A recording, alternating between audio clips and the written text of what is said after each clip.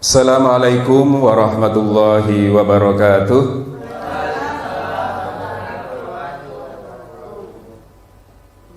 Bapak Ibu yang saya hormati, Ibu Kepala Sekolah SDN Pakis 8, Bapak Ibu Guru, rekan-rekan kerja SDN Pakis 8 yang saya hormati, alhamdulillah pada siang hari ini kita masih diberikan kesempatan, diberikan rahmat, diberikan nikmat oleh Allah, sehingga pada siang hari ini kita bisa bertemu dalam rangka mengikuti kegiatan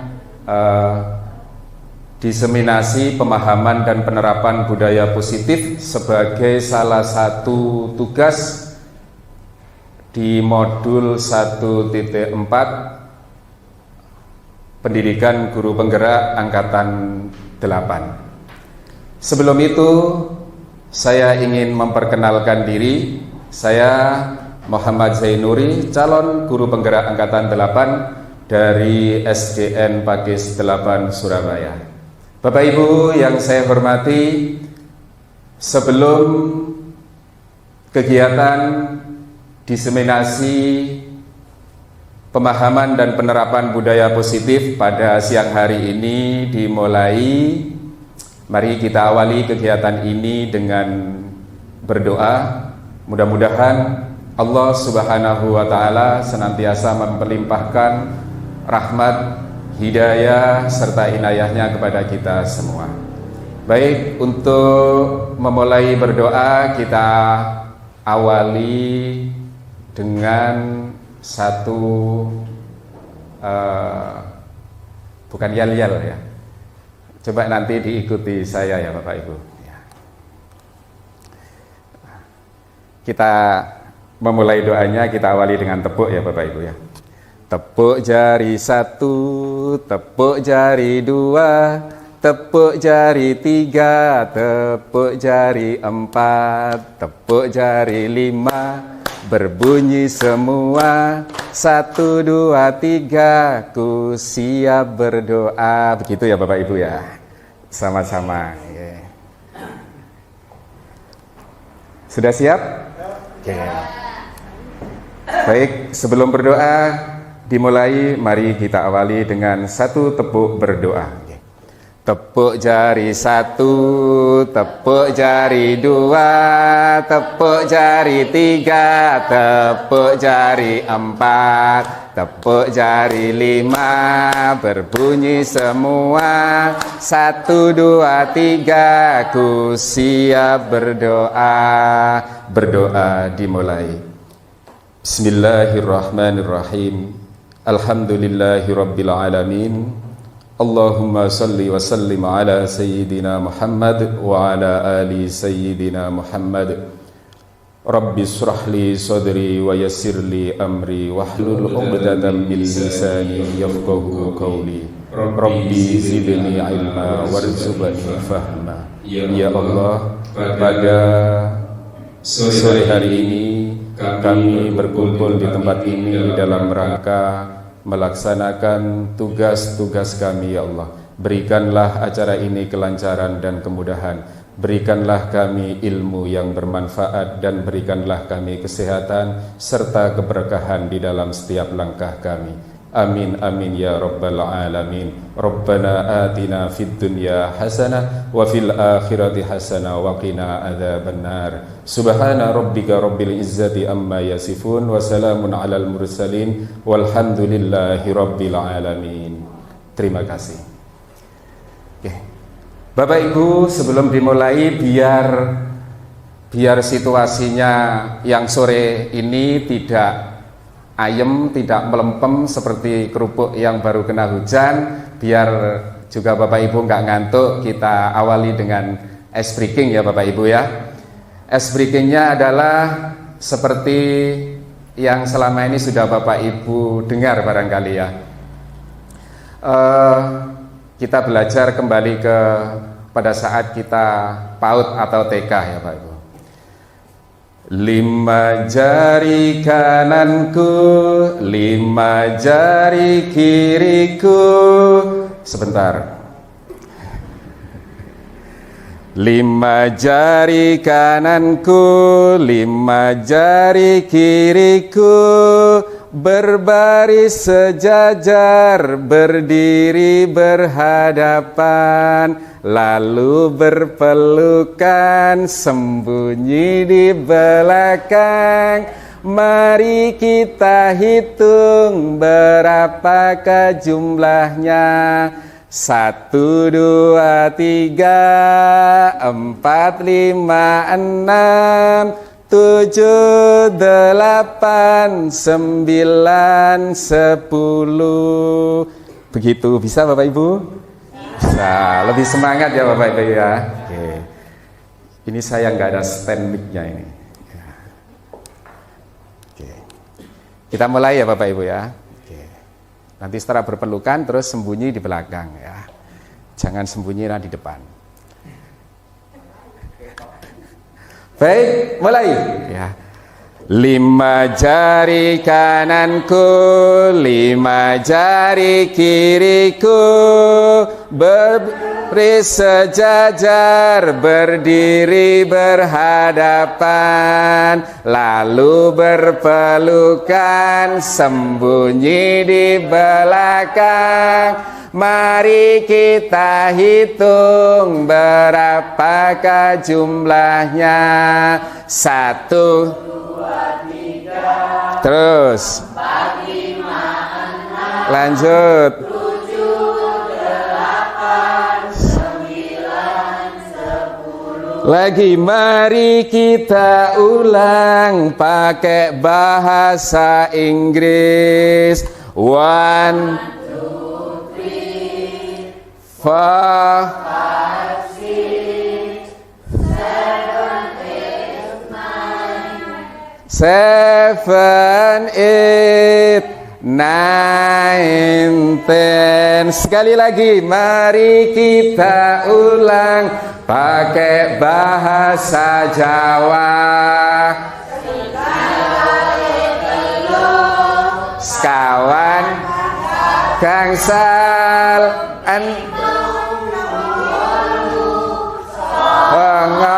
sedoso. Tepuk tangan untuk kita semua.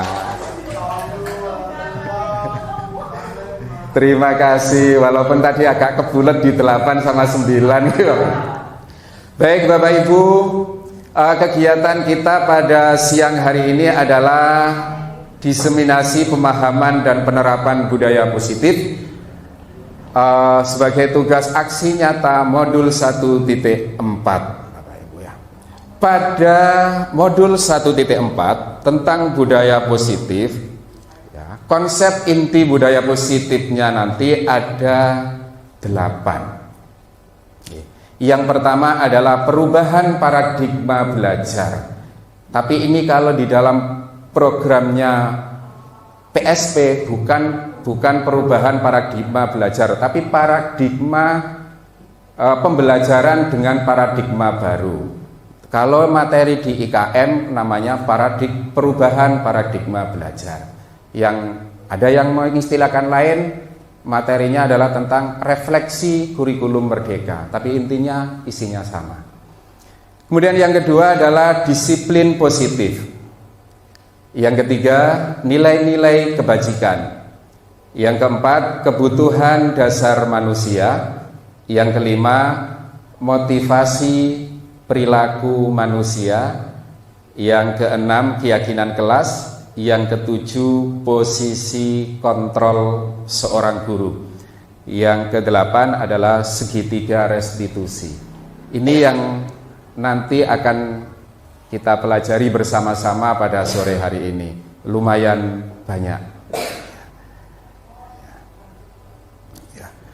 Tujuan pembelajaran atau tujuan kegiatan pada sore hari ini, yang pertama adalah peserta dapat menjelaskan disiplin positif. Yang kedua, peserta dapat menjelaskan teori motivasi. Yang ketiga, peserta dapat menjelaskan keyakinan kelas. Yang keempat, peserta dapat menjelaskan kebutuhan dasar manusia. Yang kelima, peserta dapat menjelaskan 5 posisi kontrol. Yang keenam, peserta dapat menjelaskan segitiga restitusi. Kita awali Bapak Ibu ya dengan materi yang pertama, yaitu perubahan paradigma. Di sini ada cerita pemantik Bapak Ibu ya. Nanti kegiatannya namanya cobalah buka ya. Bapak Ibu nanti bersama teman di kanan kiri, depan belakang, bebas saling mencoba membuka. Apa yang dibuka? Genggaman tangan. Anda dan teman Anda akan melakukan kegiatan cobalah buka. Anda adalah A, misal. Tugas Anda adalah mengepalkan salah satu tangan Anda. Gini ya Bapak Ibu ya, bukan begini. Apalagi gini, kalau gini namanya awas-awas ini. Coba Anda bayangkan bahwa Anda menyimpan sesuatu yang sangat berharga di dalam kepalan tangan Anda. Anda perlu menjaga benda tersebut sekuat tenaga Anda karena begitu pentingnya untuk kehidupan Anda. Tugas B ini berarti rekan dari Bapak Ibu semuanya, adalah mencoba dengan segala cara untuk membuka kepalan tangan Anda. Teman Anda boleh melakukan apapun untuk berusaha, berupaya membuka kepalan tangan Bapak Ibu semuanya. Apapun, bisa membujuk, bisa menghardik, bisa mengintimidasi, bisa memarahi, bisa menggoda, bisa menggelitik, atau menawari sesuatu, atau diiming-iming. Mau ditawari dengan uang atau apapun agar Bapak Ibu semuanya mau menggoda, mau membuka kepalan tangan Bapak Ibu. Ya. Itu kegiatannya. Selanjutnya, cobalah lakukan kegiatan buka tangan di atas dengan teman Bapak Ibu. Taruhlah yang A tadi itu Bapak Ibu, yang B adalah teman Bapak Ibu, memiliki waktu sekitar 30 detik. Silakan dibayangkan seolah-olah Bapak Ibu sedang bergantian melakukan kegiatan ini dengan teman kanan kiri Bapak Ibu, sekitar 30 detik. Sesudah itu diskusikan kegiatan ini ya, dan coba jawab pertanyaan-pertanyaan di bawah ini secara mandiri, kemudian diskusikan lagi dengan rekan Bapak Ibu yang bernama B tadi. Kemudian bandingkan jawabannya. Apa pertanyaannya? Nah, ini pertanyaan pemantiknya. Yang pertama, setelah Bapak Ibu melakukan kegiatan tadi untuk saling membuka kepalan, karena kepalan tangan Bapak Ibu berisi sesuatu yang sangat berharga. Bisa jadi berisi apa tadi itu, plafon tadi ya, kata Bu Nina tadi. Karena plafonnya itu terlalu besar sehingga temannya mau ingin tahu, wah ini harus dipertahankan, jangan sampai plafonnya itu jebol ya. Pertanyaannya yang pertama adalah, apakah Anda atau B itu rekan Bapak Ibu, membuka kepalan tangan Anda? Jadi kira-kira apakah yang setelah dilakukan berbagai upaya tadi yang membuka kepalan tangan itu Bapak Ibu atau teman Bapak Ibu? Kalau misalkan membuka, alasannya apa? Mengapa? Atau apa alasan Anda atau B membuka kepalan tangan Anda? Alasannya apa? Misal Bapak Ibu beserta teman kanan kirinya membuka kepalan tangan setelah saling berusaha, saling berupaya dengan berbagai cara, bisa merayu, bisa menawari dengan sesuatu imbalan, dengan diiming-iming dengan sesuatu. Nah, sekarang pertanyaannya, kira-kira Bapak Ibu mau nggak membuka kepalan tangan itu?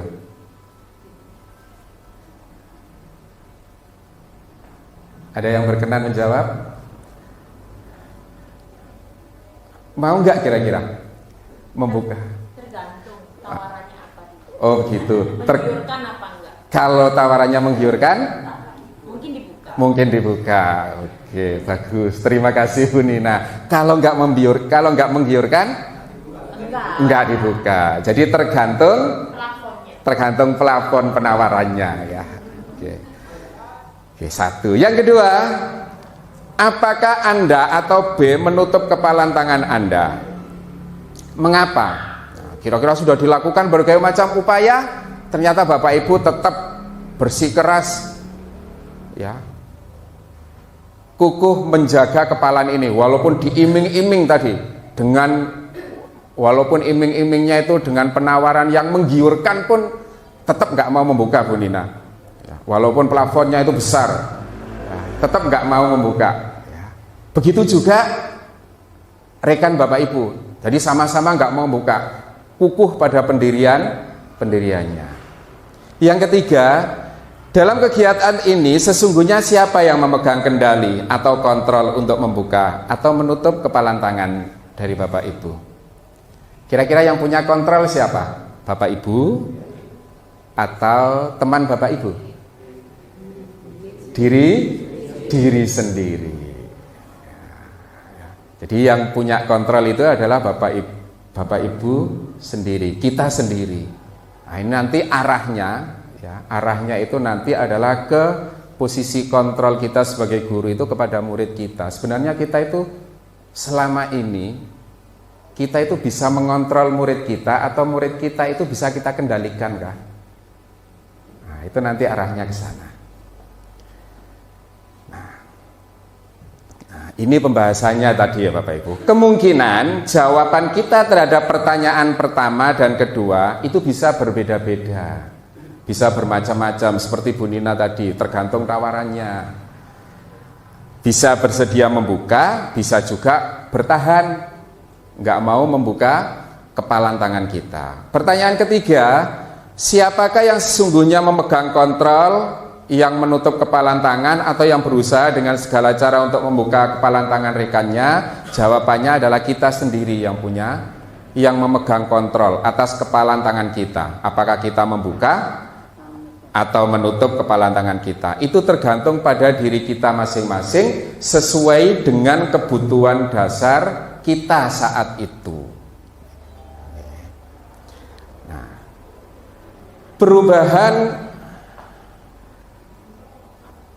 paradigma, perubahan yang bagaimana? Nah, dulu kita masih ingat dengan satu teori yang dikembangkan oleh John Locke sekitar abad 17-an yang bernama teori tabula rasa. Masih ingat ya Bapak Ibu ya? Tabula rasa itu berasal dari bahasa Latin yang artinya kertas kosong. Jadi karena kertas kosong berarti selama ini kita menganggap seorang murid itu adalah kertas kosong, ya. Yang mana kalau murid itu adalah kertas kosong, maka tugas kita sebagai guru adalah mengisi kertas kosong itu dengan berbagai informasi yang kita berikan. Informasi ini adalah berarti mata pelajaran. Nah, kalau kita menganggap murid itu sebagai kertas kosong, tugas kita sebagai guru adalah memberikan informasi saja, maka posisi murid di sini adalah sebagai objek. Murid itu sebagai objek, sehingga kegiatan pembelajaran yang kita lakukan selama ini hanya sekedar memberikan pelajaran, hanya sekedar transformasi knowledge. Sehingga pembelajarannya sifatnya adalah student center, ya. Sehingga kita menganggap murid itu hanya sebagai objek, bukan subjeknya. Sehingga yang menjadi subjek adalah orang-orang dewasa atau gurunya, yaitu kita. Nah, ini yang harus kita rubah. Yang kedua, semua anak terlahir dengan bakatnya masing-masing. Lah ini mulai pada pemikiran-pemikiran filosofi pendidikan KHD, yaitu Ki Hajar Dewantara, di mana dalam filosofi pendidikan KHD itu menganggap bahwa anak itu adalah sesuatu yang unik, yang sudah memiliki bakatnya masing-masing. Tinggal kita, tugas kita sebagai guru adalah menuntun bakat itu, kemudian memberikan pembelajaran yang menghamba, yaitu memberikan pelayanan kepada anak dalam memberikan pembelajaran sehingga mereka dapat menempuh, dapat memperoleh kebahagiaannya masing-masing. Guru diibaratkan seperti petani. Anak itu ibarat biji jagung. Namanya petani ketika menanam tanaman biji jagung berarti ada banyak hal yang harus dilakukan. Mulai dari merawat tanahnya, memberikan pupuk, menyiram, dan lain sebagainya. Ini adalah perumpamaan kita sebagai guru kepada murid-murid kita. Ini menurut filosofi pendidikan yang diberikan oleh KHD. Berikutnya adalah kodrat alam dan kodrat zaman. Jadi dalam memberikan pembelajaran kita harus memperhatikan kodrat alam dan kodrat zaman, yaitu faktor lingkungan dan kondisi yang berlaku pada waktu itu. Yang terakhir adalah pembelajaran harus berpihak pada anak. Kalau kita menganggap anak itu sesuatu yang unik, sesuatu yang sudah memiliki bakat dan minatnya, maka tugas pembelajarannya adalah harus berpihak pada anak. Tidak seperti tadi kalau kita menggunakan filosofi atau teori tabula rasa, karena anak itu dianggap sebagai kertas kosong yang perlu kita isi dengan berbagai macam informasi.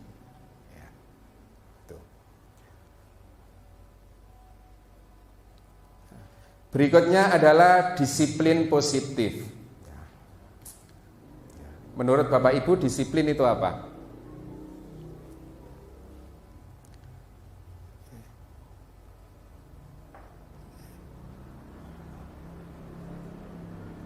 Menurut Bapak Ibu, disiplin itu apa? Ini kok ada disiplin positif. Disiplin itu berasal dari kata disiplina yang artinya belajar. Disiplin ini mengacu pada disiplin diri yang memiliki tanggung jawab terhadap apa yang dilakukannya berdasarkan nilai-nilai yang diyakini. Disiplin positif merupakan salah satu cara penerapan disiplin yang bertujuan untuk menumbuhkan kesadaran serta pemberdayaan peserta didik tanpa imbalan, tanpa penghargaan atau reward, tanpa ancaman atau hukuman. Jadi kita membudayakan disiplin positif agar anak mau melakukan sesuatu berdasarkan kesadarannya sendiri tanpa ada iming-iming apapun. Itu namanya budaya disiplin positif.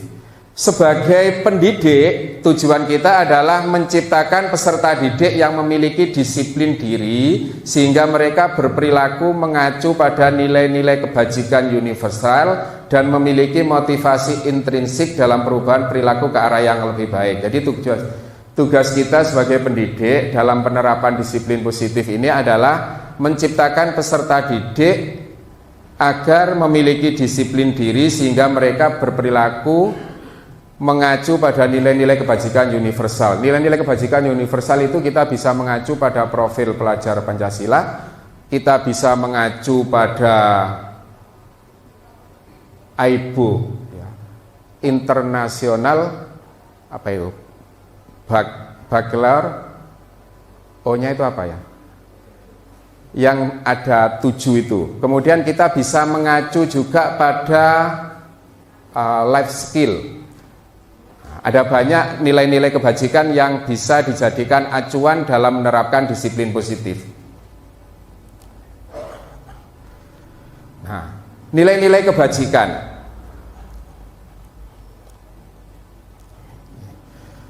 Nilai-nilai kebajikan itu adalah nilai-nilai yang disepakati bersama, ya, terlepas dari itu suku bangsa, agama, bahasa maupun latar belakangnya. Contoh nilai-nilai kebajikan sebuah institusi atau organisasi bisa diambil dari profil pelajar Pancasila. Nilai-nilai kebajikan dari profil pelajar Pancasila diantaranya beriman bertakwa kepada Tuhan Yang Maha Esa dan berakhlak mulia, mandiri, bernalar kritis, berkebinekaan global, bergotong royong, dan kreatif.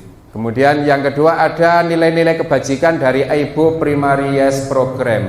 Biasanya ini sama dengan pendidikan dasar yang biasanya menggunakan metode IE, inquiry apresiatif. Yang ini biasanya ada itu yang di sini ada kayak Ciputra, dimulai dari kelas TK sampai kelas 1, sampai kelas 5.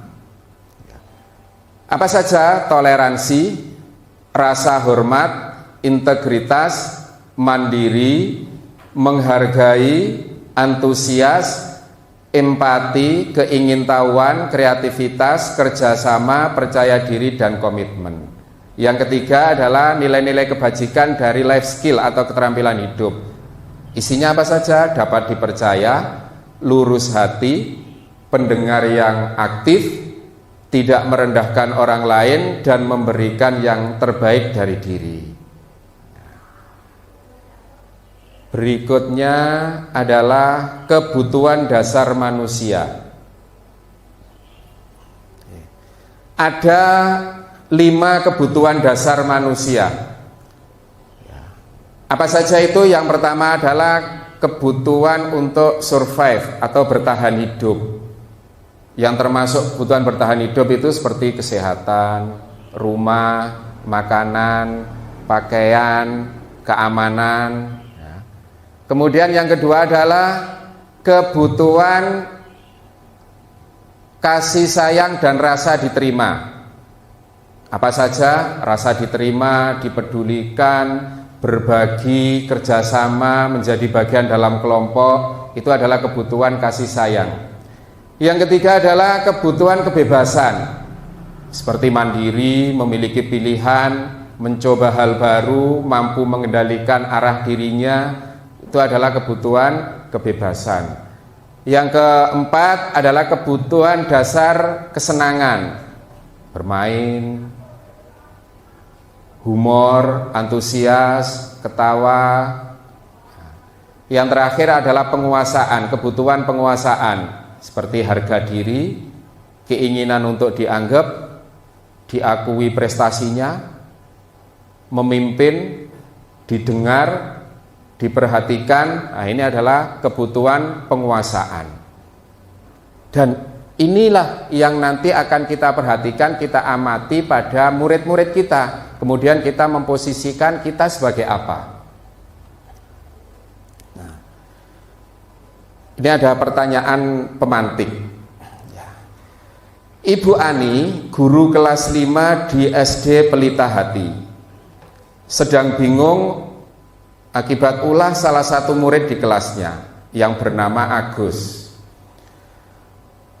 Beberapa anak telah datang dan mengeluhkan Agus yang seringkali meminta bekal makan siang mereka dengan paksa. Jika Anda menghadapi situasi seperti Bu Ani, apa yang akan Bapak Ibu lakukan? Menurut Bapak Ibu, kira-kira apa alasan Agus melakukan hal itu? Nah, monggo saya dibantu. Ya. Seandainya di sini ada Bu Ani, guru kelas 5, bingung karena ulah salah satu muridnya bernama Agus. Agus ini, murid-muridnya itu banyak yang mengeluh. Agus ini sering meminta bekal pada teman-temannya dengan paksa, kemudian melaporkan ke Bu Ani. Bu Ani bingung. Nah, seandainya Bapak Ibu ini Bu Ani, apa yang harus dilakukan? Bu Devi, andai kata Bu Ani, apa yang dilakukan Bu Devi? Apa? Dicari tahu latar belakangnya Agus. Kalau sudah tahu, kira-kira menurut Bapak Ibu alasan Agus melakukan itu apa ya?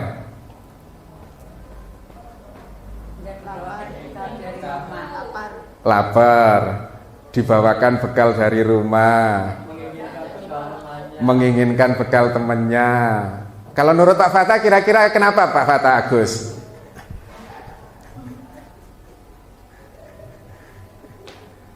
Kira-kira apa? Bu Hanim?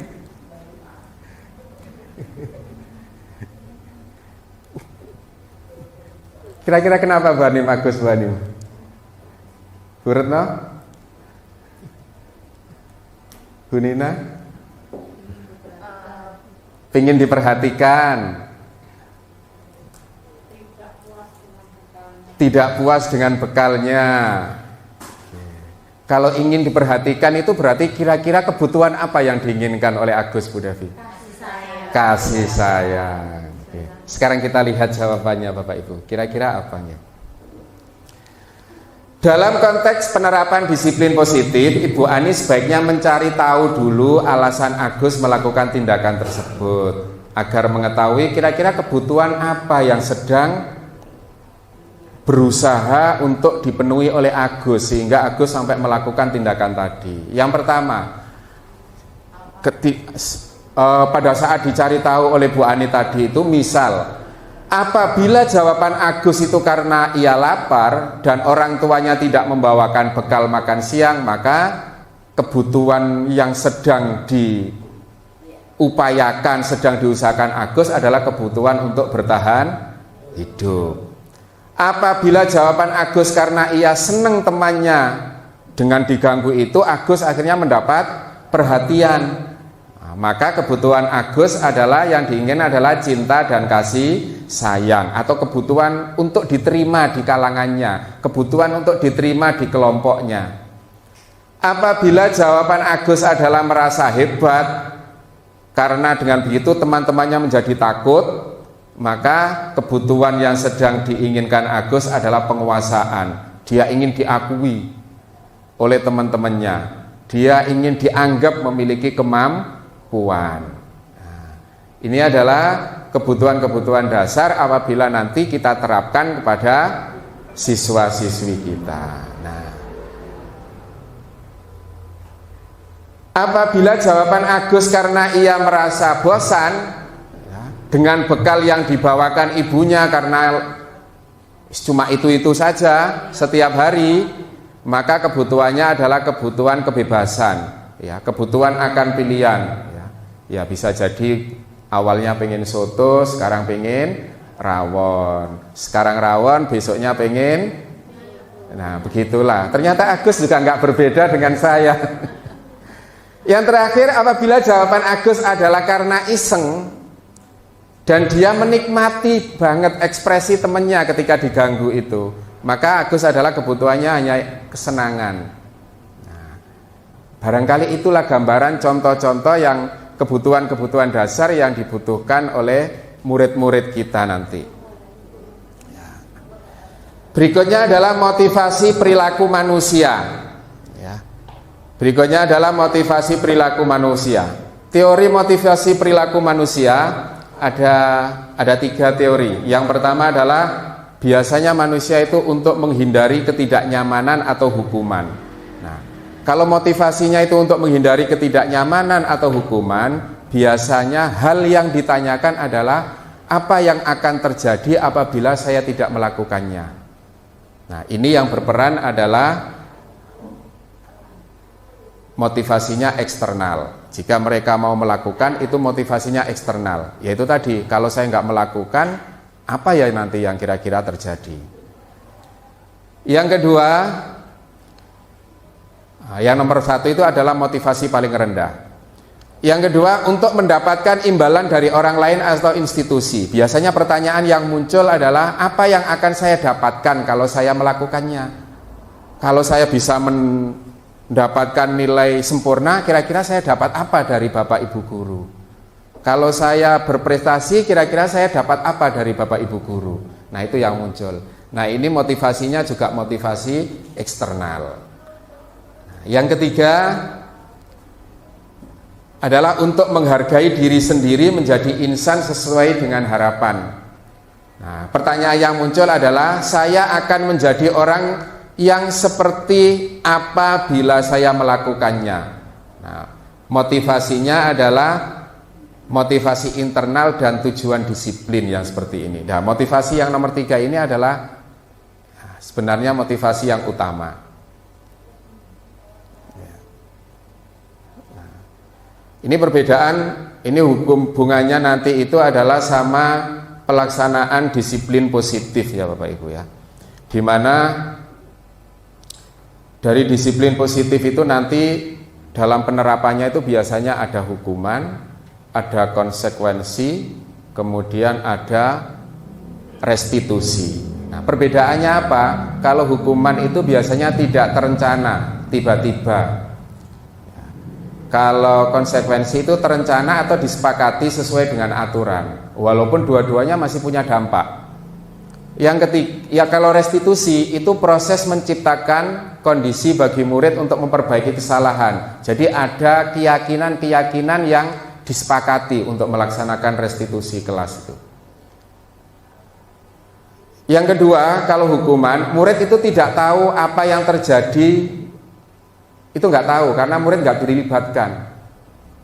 Biasanya kita menyusun peraturan itu ya sesuai dengan keinginan kita. Jangan ramai, jangan berisik, dan lain sebagainya. Itu biasanya murid nggak dilibatkan. Kalau konsekuensi, murid tetap dibuat tidak nyaman. Ada apakah ketidaknyamanan itu karena konsekuensinya itu berupa hukuman fisik atau ketidaknyamanan? Yang kedua, kalau restitusi, proses kolaboratif yang mengajarkan murid untuk mencari solusi, karena nanti ada tanya jawab antara murid sama guru, baik dalam penyusunannya maupun dalam pelaksanaannya. Jadi Bapak Ibu guru tidak bertindak untuk mencari siapa yang salah, tapi berusaha mengajak si murid untuk mengingat keyakinan-keyakinan yang sudah disepakati bersama tadi. Kemudian Bapak Ibu guru menanyakan, kira-kira kalau sudah begini apa yang kamu lakukan untuk memperbaiki ini? Nah, sehingga murid nanti mengingat keyakinan kelasnya. Hukuman itu bersifat searah, hanya satu arah. Biasanya yang jadi korban adalah murid. Kemudian berupa hukuman fisik atau psikis. Kalau konsekuensi, sikap guru selalu memonitor murid. Nah, di sini adalah guru sebagai pengamat. Kita lanjutkan posisi kontrol. Nah, sebelum ke posisi kontrol, biar enggak ngantuk, kita kembali ke sini Bapak Ibu ya. Bapak Ibu boleh berdiri, boleh duduk, berduduk aja senyamannya Bapak Ibu. Kita coba ikuti gerakan ini ya. Sama-sama. Ini kayaknya idolanya Bu Rory kalau ini. Kita ikuti gerakan ini sama-sama Bapak Ibu ya. Ayo sama-sama.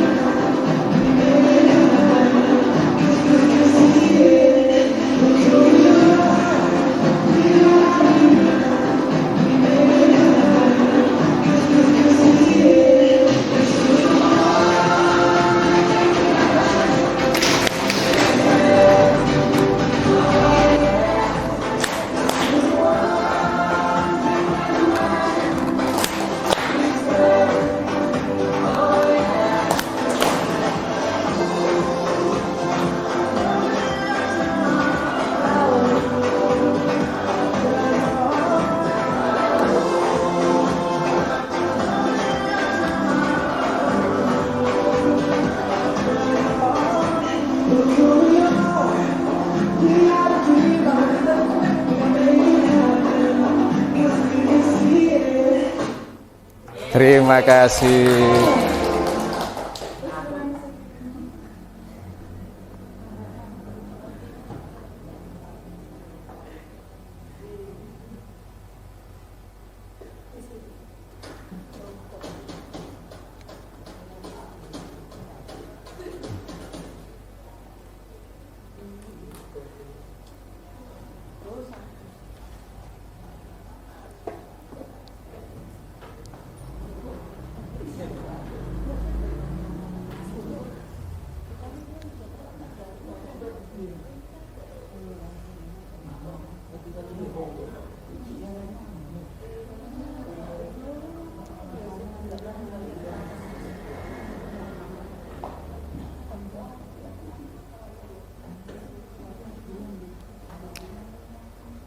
Baik Bapak Ibu, kita lanjutkan sekarang ke 5 posisi kontrol ya. 5 posisi kontrol seorang guru ya Bapak Ibu ya. Yang pertama, posisi seorang guru sebagai penghukum. Biasanya di posisi ini kalimat-kalimat yang sering muncul adalah seperti ini: patuhi aturin saya, atau awas. Ini biasanya fungsi kontrol bila guru sebagai penghukum ya. Coba kita lihat kira-kira kita nanti itu berada di posisi yang mana ya Bapak Ibu. Yang kedua, biasanya kalimat yang sering muncul kalau kita itu posisinya sebagai penghukum adalah kamu selalu saja salah, atau selalu pasti selalu kamu yang terakhir, atau bahasa Inggrisnya pancet ae awakmu itu. Nah, itu. Zen mana? Bolak-balik. Yang kedua, posisi sebagai pembuat merasa bersalah.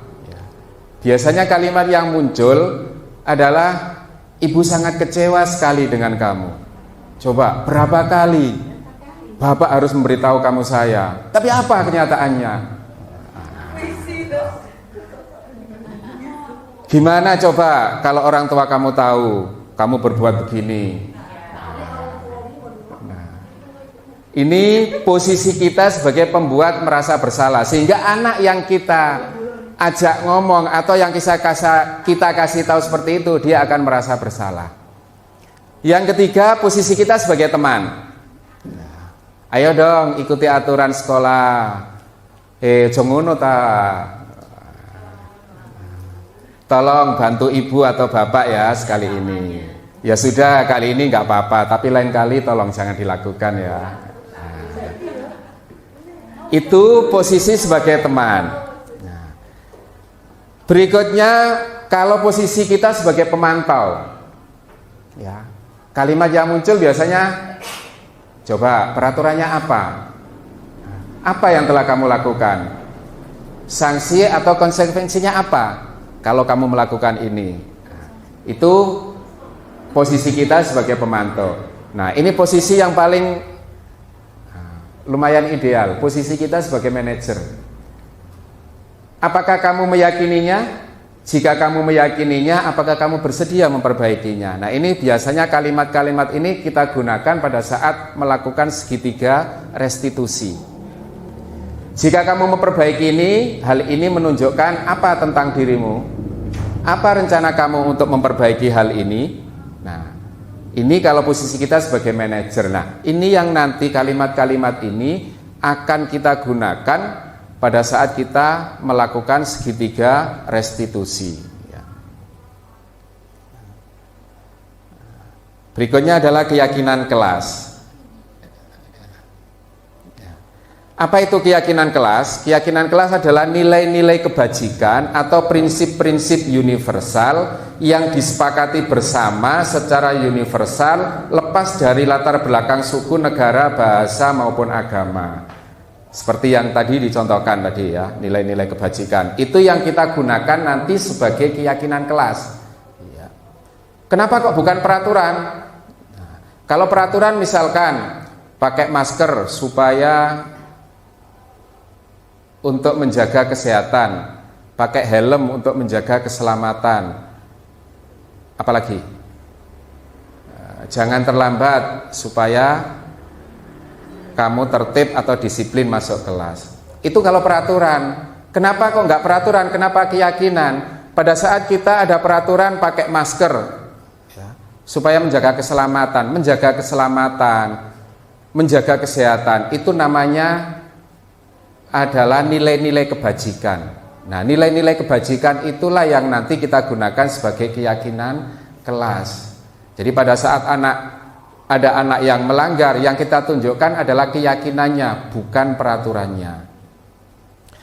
Menurut dosen, suatu keyakinan akan lebih memotivasi seseorang dari dalam atau motivasi intrinsik. Seseorang akan lebih bersemangat untuk menjalankan keyakinannya daripada hanya sekedar mengikuti serangkaian peraturan. Nah, sekarang langkahnya bagaimana dalam menyusun keyakinan kelas, walaupun sebenarnya langkahnya itu banyak Bapak Ibu ya. Mulai dari nanti penyusunannya sampai evaluasinya. Dalam evaluasinya nanti kita bisa membuat model T, model Y. Jadi ada yang nampak, agak nampak, dan lain sebagainya. Model T itu yang negatif positif, kalau model Y itu yang positif dan tidak serupa. Yang pertama adalah keyakinan kelas lebih bersifat abstrak daripada peraturan yang lebih rinci dan konkret. Yang kedua, abstrak karena yang kita ambil adalah nilai-nilai kebajikannya. Walaupun yang menyusun, yang membuat adalah anak-anak. Jadi anak-anak kita suruh nempel di papan. Kemudian tulisan-tulisan yang sudah ditulis oleh anak-anak ditempel di papan itu kita rumuskan sebagai nilai kebajikan untuk dijadikan keyakinan kelas. Yang kedua, keyakinan kelas berupa pernyataan-pernyataan yang universal, yang ngambil dari nilai-nilai kebajikan tadi. Yang ketiga, pernyataan keyakinan kelas senantiasa dibuat dalam bentuk positif. Jadi kalau peraturan itu biasanya jangan terlambat, jangan rame. Nah, kalau keyakinan kelas itu menggunakan kalimat positif ya. Jangan rame berarti kita rubah menjadi kalimat positif, misalkan menghargai orang lain dan lain sebagainya. Keyakinan kelas hendaknya tidak terlalu banyak sehingga mudah diingat dan difahami ya. Semua warga kelas sebaiknya ikut berkontribusi dalam membuat kegiatan kelas lewat curah pendapat ya. Jadi anak menulis dalam post-it itu kemudian tempel di papan tulis. Jadi semuanya adalah berasal dari anak. Bersedia meninjau kembali keyakinan kelas dari waktu ke waktu. Jadi keyakinan kelas ini sifatnya enggak statis, tapi dari waktu ke waktu terus kita evaluasi.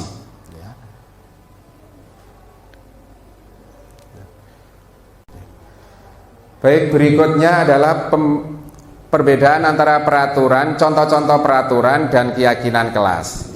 Kalau peraturan, misalkan selalu kembalikan buku ke tempatnya. Nah, nilai-nilai keyakinan kelas atau nilai kebajikan yang dituju adalah tanggung jawab. Dilarang mengganggu orang lain, berarti nilai kebajikannya adalah menghormati orang lain dan diri sendiri. Hadir di sekolah 15 menit sebelum pembelajaran dimulai. Keyakinan kelasnya adalah menghormati orang lain, komitmen pada tujuan. Dilarang melakukan kekerasan. Keyakinan kelasnya adalah keselamatan atau menghormati orang lain. Dilarang menggunakan narkoba. Keyakinan kelasnya adalah kesehatan. Bergantian atau menunggu giliran. Keyakinan kelasnya adalah menghormati orang lain atau kesabaran. Gunakan masker.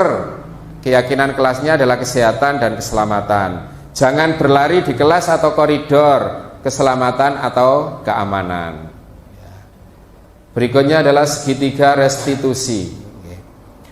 Restitusi itu adalah proses menciptakan kondisi bagi murid untuk memperbaiki kesalahan mereka sehingga mereka bisa kembali pada kelompok mereka dengan karakter yang lebih kuat. Ini menurut Gosen. Atau suatu proses dialog, karena prosesnya untuk melaksanakan segitiga restitusi itu dengan dialog. Suatu proses dialog yang dilakukan guru agar dapat menghasilkan murid yang mandiri dan bertanggung jawab. Ciri-ciri restitusi itu yang pertama adalah bukan untuk menebus kesalahan, tapi untuk belajar dari kesalahan. Yang kedua, memperbaiki hubungan. Yang ketiga, tawaran bukan paksaan. Jadi kita menawarkan suatu kebaikan kepada anak. Yang keempat, restitusi menuntut untuk melihat ke dalam diri. Yang kelima, restitusi mencari kebutuhan dasar yang mendasari tindakan. Yang keenam, restitusi diri adalah cara yang paling baik untuk memperbaiki diri. Yang ketujuh, restitusi fokus pada karakter, bukan tindakan. 8. Restitusi fokus pada solusi. Yang kesembilan, restitusi itu mengembalikan murid yang berbuat salah pada kelompoknya. Jadi bukan menghakimi. Pelaksanaannya adalah segitiga restitusi. Ada segitiga restitusi. Yang pertama adalah melakukan validasi tindakan yang salah. Di langkah pertama melakukan validasi. Yang pertama adalah menstabilkan identitas. Yang kedua, validasi tindakan yang salah. Yang ketiga, menanyakan keyakinan. Apa saja yang dilakukan dalam menstabilkan identitas? Contoh prakteknya begini. Dalam menstabilkan identitas itu untuk membuat anak yang merasa gagal karena berbuat salah menjadi positif terhadap dirinya. Jadi untuk menanggulangi agar anak itu tidak merasa salah dan menyalahkan dirinya. Kalimat-kalimat yang biasanya digunakan adalah seperti ini. Berbuat salah itu hal yang manusiawi. Tidak ada manusia yang sempurna. Bapak ibu juga berbuat salah. Itu biasanya anak ditanya seperti itu. Kita atau menggunakan kalimat kita pasti bisa menyelesaikan permasalahan ini. Atau menggunakan kalimat Bapak Ibu tidak tertarik untuk mencari tahu siapa yang benar atau siapa yang salah. Bapak Ibu lebih tertarik untuk menyelesaikan masalah ini. Kalau kamu menyalahkan dirimu sendiri terus-menerus, apakah kamu bersikap baik pada dirimu sendiri? Nah, ini biasanya kalimat-kalimat yang digunakan dalam rangka untuk menstabilkan anak. Langkah kedua adalah validasi tindakan yang salah.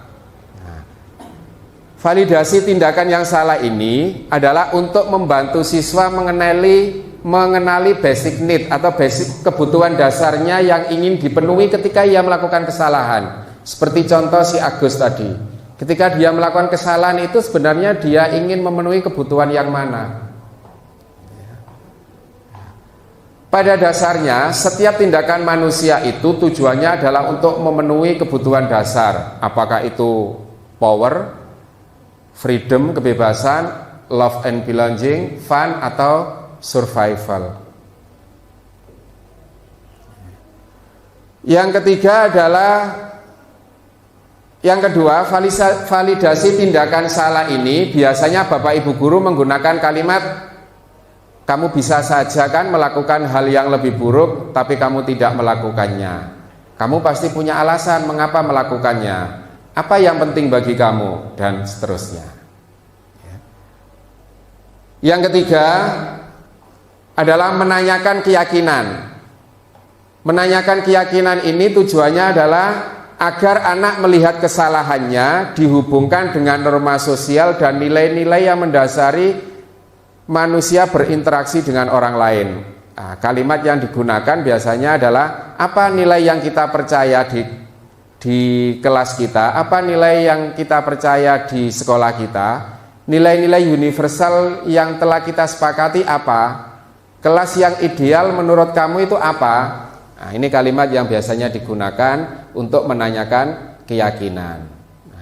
Ini adalah contoh kegiatan saat menangani murid bermasalah dengan menerapkan segitiga restitusi.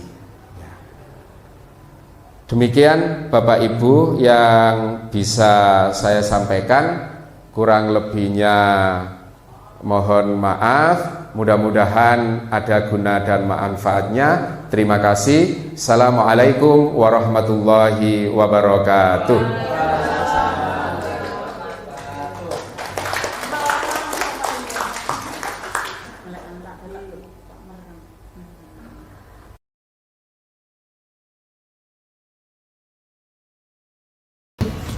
Assalamualaikum warahmatullahi wabarakatuh. Waalaikumsalam warahmatullahi wabarakatuh. Sehat semua? Ini pertama kali kalian masuk setelah 3 hari kemarin melaksanakan MPLS. Apa itu MPLS? Dan hari ini kalian menerima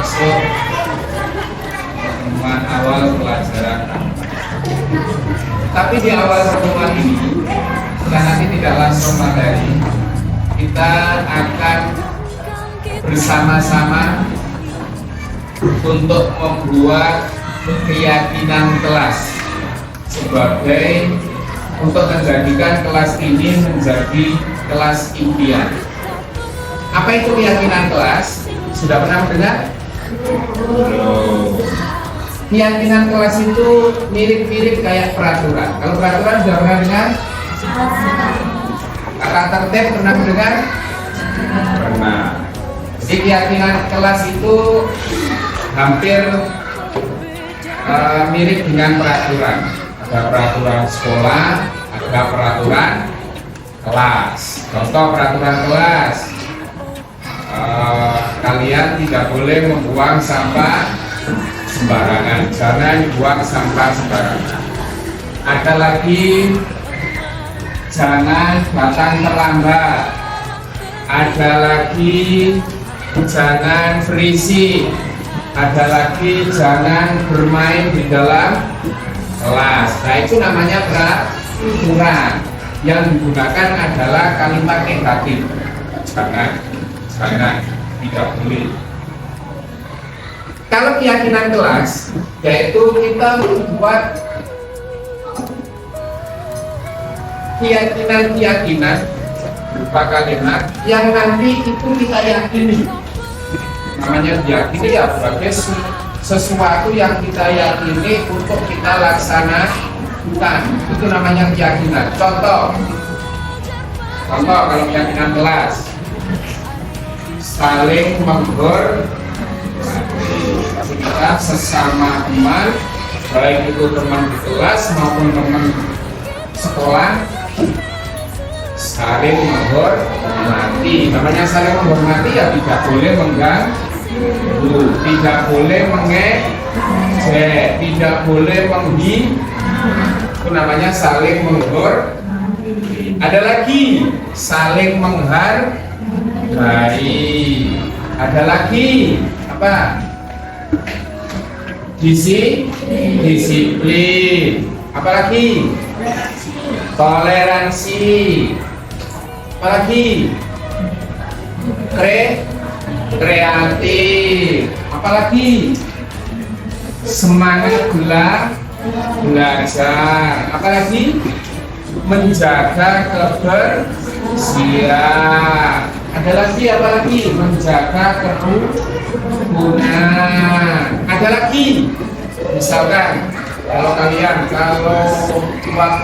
ujian tidak boleh nyontek, itu apa keyakinannya? Jujur. Itu namanya keyakinan kelas. Nah, kita nanti di sini akan sama-sama membuat keyakinan kelas. Kira-kira bisa? Bisa? Oke, ada pertanyaan? Ada, baik. Nanti untuk buat keyakinan kelas, kalian akan saya bagikan masing-masing akan dapat satu menit. Silakan tulis keyakinan kalian. Setelah selesai tulis, siapapun yang selesai buka boleh langsung ditempel di sini. Silakan, bebas. Dimana saja mengasih tempel kembali lagi ke tempat. Nanti setelah semuanya menulis sudah ditempel, pasien akan seleksi. Kita akan seleksi sama-sama. Kalau ada yang sama, yang kita gunakan hanya satu. Siap? Siap. Berikan, siapkan alat tulisnya. Tulisnya di sini ya, makanya ada. Dan tulis satu keyakinan kalian. Satu anak cukup satu.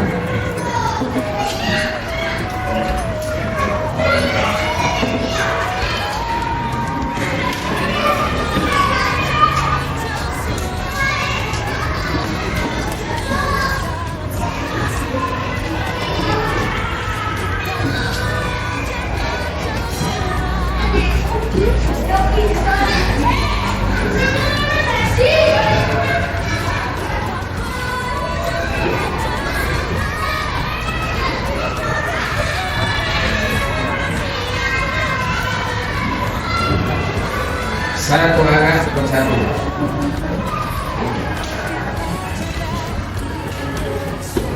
Silakan. Satu keyakinan yang sudah selesai boleh langsung datang. Satu anak cukup satu. Boleh kita sudah selesai langsung. Satu-satu levelnya ya. Kalau ini sudah selesai baru yang lain. Oke, boleh.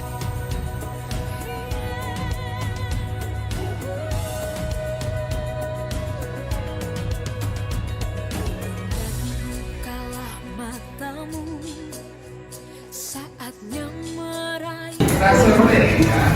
Jujur, kita kumpulkan jujur. Nanti yang kita pakai satu. Jujur.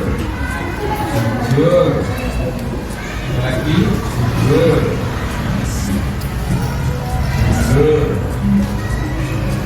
Saling menghormati. Tanggung jawab. Jaga kerukunan. Saling menghormati. Saling melindungi, menjaga kebersihan. Kita bernafas dalam sila-silanya. Kita belajar Pancasila. Kebersihan. Saling menghormati, saling menghargai itu sebenarnya sama dengan toleransi. Kita sepakati kita buat sendiri apa kita kumpulkan saling menghargai dan saling menghormati sendiri. Toleransi ada sendiri. Toleransi itu kan artinya saling menghormati, saling menghargai. Sudah ada ini masih diperlukan enggak? Namanya toleransi itu kan saling menghargai, saling menghormati. Jadi sudah masuk sana ya. Ini kita hilangkan dulu ya. Berarti ada 1, 2, 3, 4, 5, 6, 7. Ada 7 keyakinan kelas. Saya bacakan. Yang pertama, jujur. Setuju? Yang kedua, saling menghormati. Setuju? Yang ketiga, saling menghargai. Bertanggung jawab. Menjaga kerukunan. Saling melindungi. Yang terakhir yang ketujuh, menjaga kebersihan. 7 ini sepakat? Perlu ditambah? Dikurangi? 7 ini sepakat ya? Nah, kalau sepakat, ini yang sama-sama ini berarti kita ambil satu saja ya. Satu.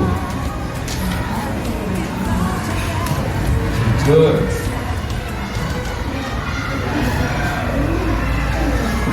Saling menghormati, saling menghargai, bertanggung jawab, menjaga kerukunan, saling melindungi. Yang terakhir, menjaga kebersihan. 1, 2, 3, 4, 5, 6, 7. Berarti ini sudah nggak perlu ya. Ini kan sama-sama. Kita ambil.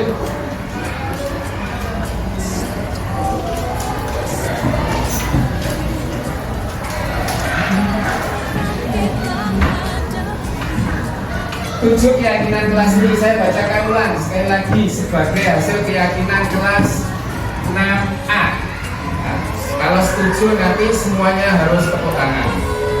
Kalau nggak setuju kalian diam. Paham? Saya bacakan sekali lagi. 1, jujur. 2, saling menghormati. 3, saling menghargai. 4, bertanggung jawab. 5, menjaga kerukunan. 6, saling melindungi. 7, menjaga kebersihan. Setuju?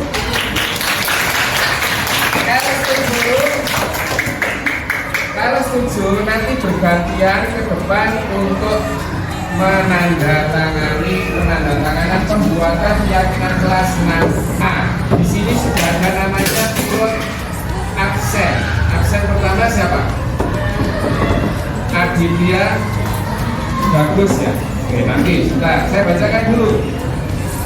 Penandatanganan pembuatan keyakinan kelas 6A. Saya tulis dulu. Dengan adanya keyakinan kelas ini diharapkan nantinya dapat mewujudkan tujuan kelas yang mandiri guna menunjang pendidikan yang berorientasi pada profil pelajar Pancasila. Sudah pernah dengar? Profil pelajar Pancasila? Jangan berlandaskan visi sekolah. Apa visi sekolah SDN Pakis 8? Yaitu terbentuknya insan yang beriman dan bertakwa, unggul dalam prestasi, berkarakter dan berwirausaha serta cinta terhadap lingkungan. Maka dari itu pada hari ini Senin tanggal 24 bulan Juli tahun 2023 telah dibuat dan disepakati keyakinan kelas 6A. Apa keyakinannya kelas? Keyakinan kelas sebagai berikut: 1. Jujur.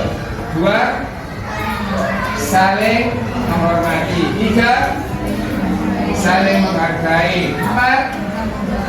Bertanggung jawab. 5.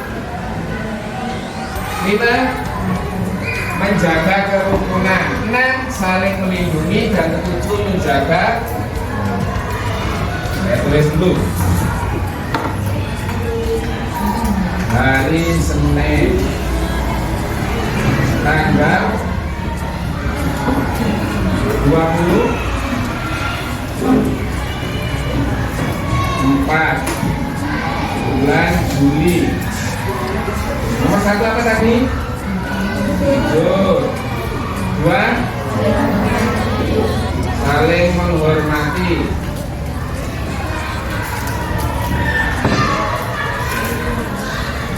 3. Saling menghargai.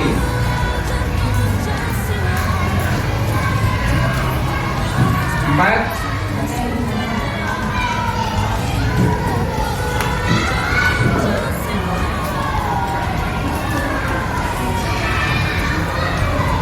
Tanggung. 5.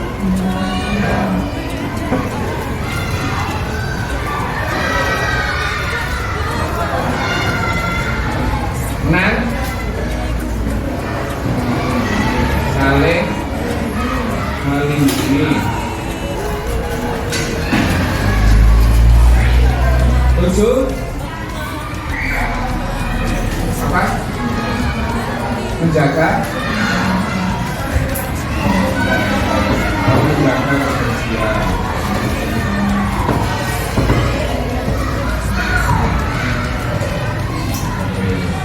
Bisa ditulis, silakan tanda tangan di sini.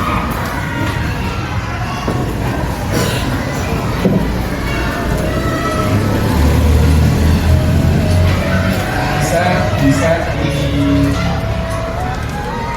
dimatikan dulu. Oke, selanjutnya anak-anak menandatangani keyakinan kelas yang sudah dibuat tadi, yang sudah saya wujudkan dalam bentuk penandatanganan seperti ini ya. Kalian tanda tangan gantian satu persatu sesuai dengan urutan absensi. Bisa dimulai? Oke, dimulai dari Aditya Bagus. Setelah itu terus dibuka.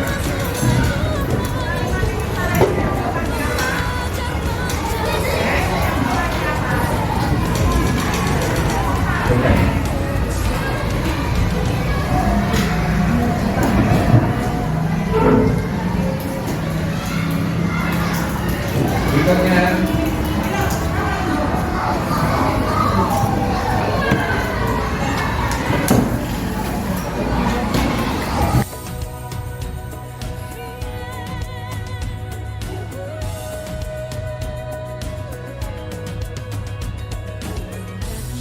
Bukalah matamu, saatnya merah.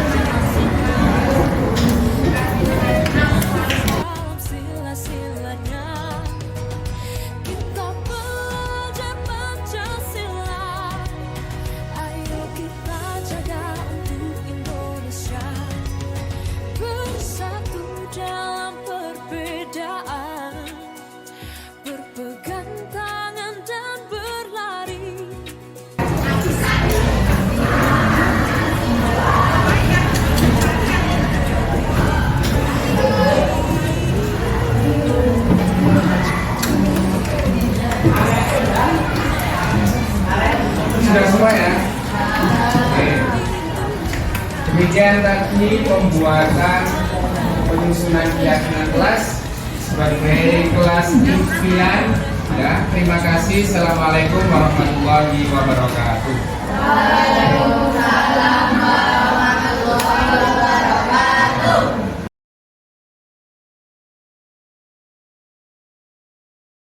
Assalamualaikum warahmatullahi wabarakatuh. Perkenalkan, nama saya Renata Putra Nuri. Saya dari kelas 6A. Perkenalkan, nama saya Siti Nur Latifatul Azhara dari kelas 6A. Perkenalkan, nama saya Esa Dijani Kwansa dari kelas 6A. Perkenalkan, nama saya Bibi Septiana Dua dari kelas 6A. Nama saya Ivana Indiana Ivanta, saya dari kelas 6A. Arahkan pandangan ke depan, Tuhan akan Senang sekali. Sangat seru. Sangat bersemangat. Sangat senang. Senang sekali. tantangan kan kita hadapi. Sangat penting. Penting sekali. Sangat penting. Sangat penting. Sangat penting. Berseri, kita belajar, Karena dapat menumbuhkan rasa tanggung jawab.